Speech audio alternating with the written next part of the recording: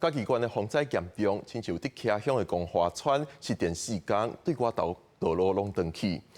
东石港口港附近沿海饲蚵仔的损失超过1亿。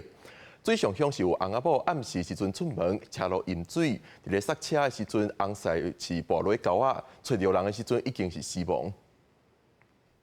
讲起嘉义县大华公路大量土石连落来，光华2号崩坑也崩塌，凯美造成灾害的家乡光华村已经停第4天，连外道路拢断，未受孤堵。有卡层中者靠发电机维持喘气，抓拄着库存的油料要用完。那经勘拆过程又九甲线螺船寸断光华隧道有中断，那中断内容也有发现部分坍方了。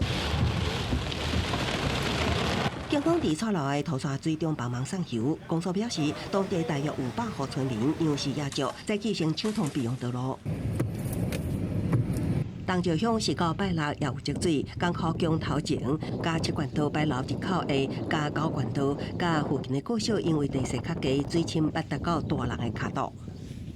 够好咧，够好1米啊！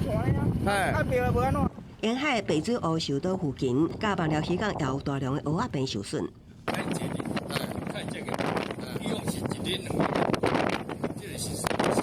在海面上养殖的福法式科棚大概有8000棚，那平挂式牡蛎大概也有300公顷，好，那都受到全毁或半毁，还是说颗条磕串牡蛎掉落的这样子一个损害情形。那目前估计损失达到1亿6200万。再算之外，也增加人命伤亡，一对翁仔某伫2日半暝挂出，因为积水牵车用行的，翁婿煞无细里滑落水沟啊，发现时明显死亡。